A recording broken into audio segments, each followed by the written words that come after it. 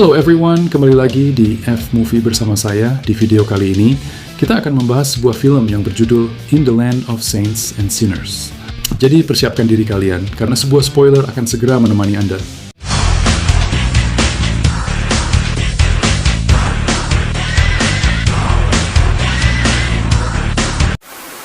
Film ini dibuka dengan seorang pemimpin teror bernama Dwarian. Ia bersiap meledakkan bom di dekat sebuah toko, menargetkan dua pejabat lokal Irlandia.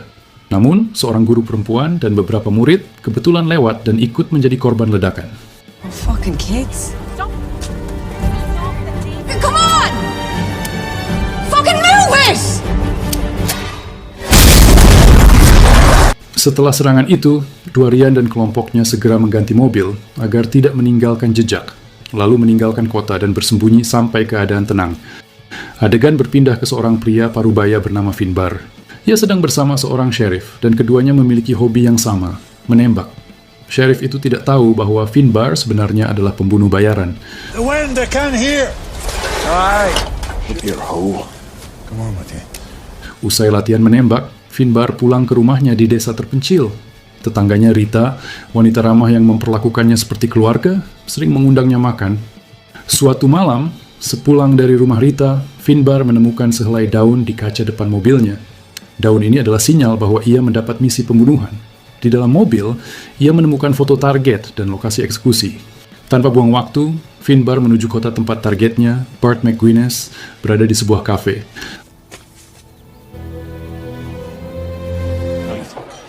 Bart McGuinness.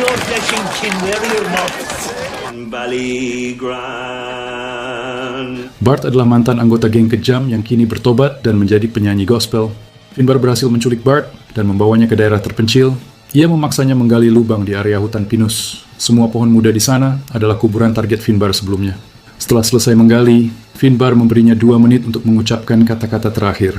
Bart mengakui masa lalunya yang kelam, tapi ia menjelaskan bahwa kini ia telah berubah dan mengerti arti hidup serta kebahagiaan sejati. Ia berkata bahwa selama Finbar tetap menjadi pembunuh bayaran, ia takkan pernah menemukan kedamaian. Kata-kata itu menyentuh Finbar, namun akhirnya ia tetap menghabisinya.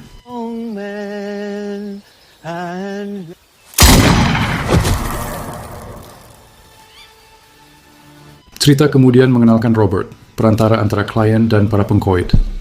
Ia memberi tugas baru kepada seorang pengkoid muda bernama Kevin.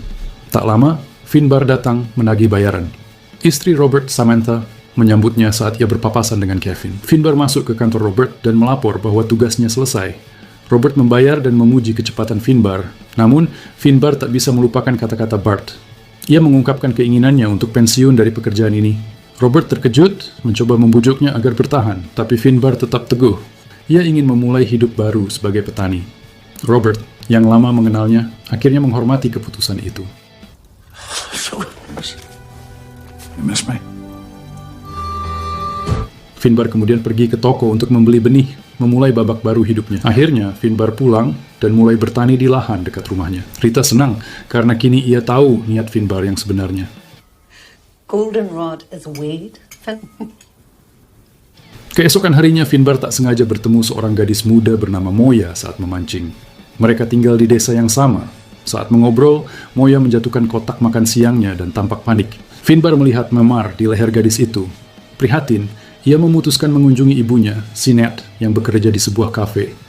Saat bertemu, Finbar meminta Sinet tidak memarahi Moya karena menjatuhkan kotak makannya, dan ia berjanji akan menggantinya besok. Namun ia mulai curiga Moya mungkin mengalami kekerasan di rumah. The bark's a grub, but tumbled into the river. Saat hendak pulang, Finbar kembali bertemu Moya yang tampak ketakutan. Ia menenangkannya, mengatakan bahwa ia sudah berbicara dengan Sinead. Kemudian, Finbar mengantar Moya pulang. Di sana, seorang pria bernama Curtis mengaku sebagai paman Moya dan memarahinya karena tidak membawa makanan yang ia minta. Curtis mengatakan kotak makan siang itu miliknya. Hal ini membingungkan Finbar karena ia belum pernah melihat Curtis. Setelah Finbar pergi, Curtis menuju suatu tempat. Ternyata, ia salah satu anak buah Dwarian. Pemimpin teroris itu kini bersembunyi bersama rekannya di sebuah gudang di belakang rumah Moya.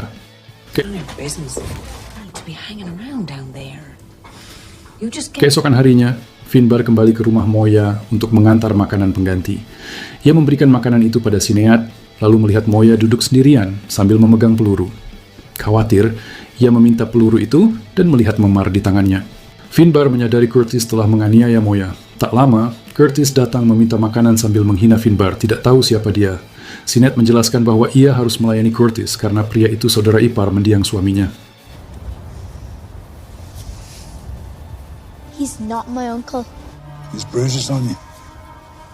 You don't want to tell me about. Hari itu juga, Finbar pergi ke rumah Robert dengan membawa peluru yang diambil Moya. Ia bertanya apakah Robert mengenal Curtis. Robert terkejut dan memperingatkan Finbar agar menjauh. Namun Finbar menyatakan tekadnya menghabisi Curtis karena telah menyiksa seorang anak. Tak lama, Finbar mengawasi Curtis yang berenang sendirian di pantai. Ia menawarinya tumpangan. Curtis sombong dan bertanya apakah Finbar punya senapan. Finbar membenarkan dan menunjukkannya. Mendadak, Finbar menghantam Curtis dengan senapan hingga pingsan. Hey, Hitch Fox.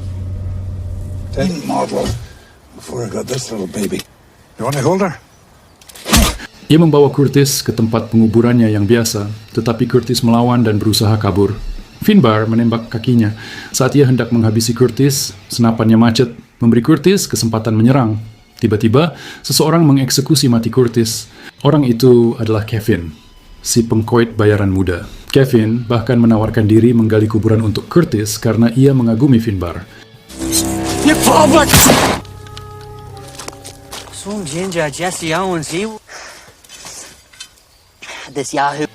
Beberapa hari kemudian, Dorian gelisah karena Curtis menghilang. Orang-orangnya yakin mereka sekarang diincar polisi dan mungkin Curtis sudah tertangkap. Mereka mendesak Dorian untuk pergi, tetapi ia menolak sebelum tahu keberadaan Curtis. Ia mendekati Sinead untuk mencari informasi. Sinead menduga Curtis pergi karena lelah menjadi kaki tangan Dorian. Marah, Dorian mengancam Sinead, lalu menuruti sarannya untuk mencari Robert, orang paling dihormati di daerah itu. I'm fine. That includes you, you cunt. So you better start showing me. Nothing. Sebelum bertemu Robert, Dorian kembali ke gudang mengambil pistolnya, lalu sadar ada peluru hilang. Tak lama, ia tiba di rumah Robert dan bertanya tentang Curtis. Robert berpura-pura tidak mengenalnya, tetapi Dorian menginjak peluru yang mirip dengan miliknya, menyadari kebenarannya. Robert mengaku Finbar telah membunuh Curtis, tetapi bersumpah tidak pernah memerintahkannya. Dorian mengucapkan terima kasih, lalu menembak kepala Robert. Now, if you don't mind, I would be very grateful.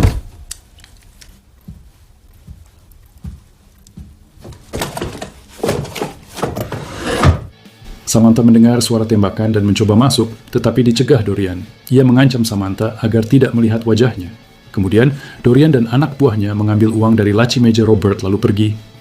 1 jam kemudian, Kevin bertemu Finbar dan memberitahu soal kematian Robert. Mereka bergegas ke rumah Robert dan Finbar menanyai Samantha tentang apa yang terjadi.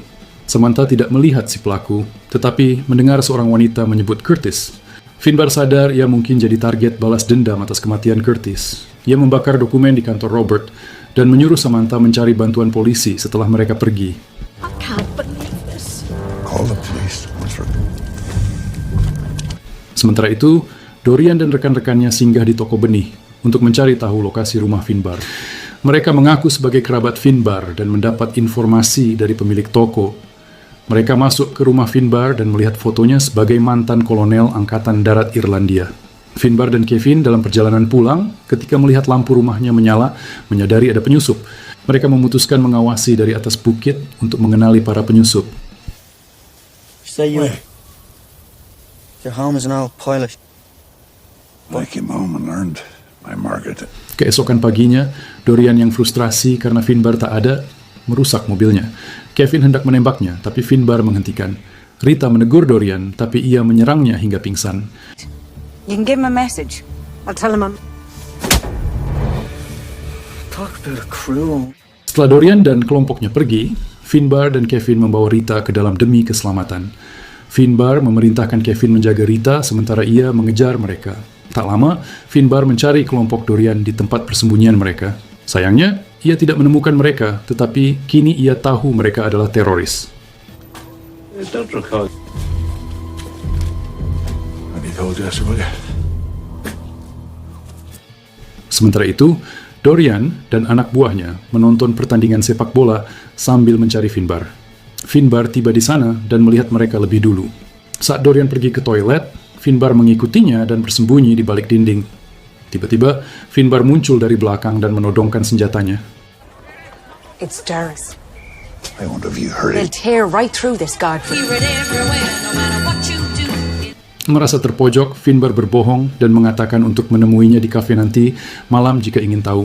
Awalnya Dorian ragu, ingin jawaban saat itu juga, tetapi Finbar mendesaknya untuk menghabisinya agar tak pernah tahu siapa yang memberi perintah. Akhirnya, Dorian setuju. Sebelum pertemuan jelas, kelompok Dorian telah menyiapkan bom. Malam itu, Dorian dan Finbar bertemu di kafe tempat Sinead bekerja. Dorian segera menuntut Finbar mengungkapkan siapa yang memerintahkannya menghabisi Curtis. Namun saat itu, Kevin tiba-tiba muncul dan mengaku sebagai orang yang menyuruh Finbar. Setelah mendengar itu, Dorian yang bersenjata langsung menembak Kevin tanpa ragu, memicu kekacauan di kafe. Salah satu anak buah Dorian ditembak Finbar, sementara Kevin yang terluka berhasil membalas tembakan.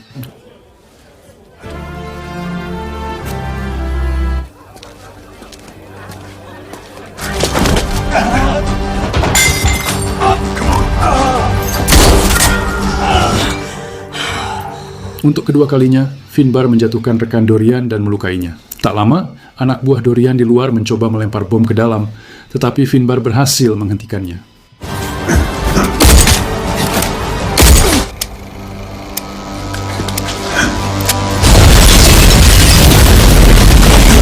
Setelah ledakan, Dorian buru-buru melarikan diri. Namun sebelum pergi, ia memastikan Kevin benar tewas. Saat Finbar hendak mengejarnya, satu anak buah Dorian yang masih hidup menyerangnya, memaksa Finbar bertarung jarak dekat. Akhirnya, Finbar memastikan semua anak buah Dorian mati.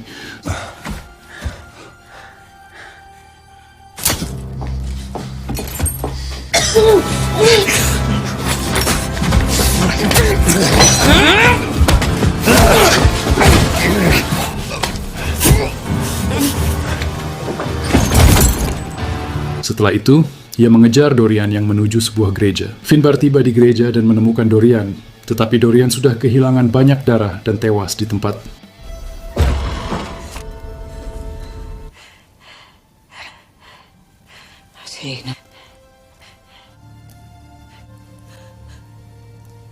Beberapa hari kemudian, Finbar berbicara dengan Rita. Ia ingin berpamitan karena berencana memulai hidup baru di California, Amerika Serikat. Finbar berjanji akan mengunjungi Rita setiap bulan. Film pun akhirnya selesai, benar-benar ending yang begitu mengagumkan.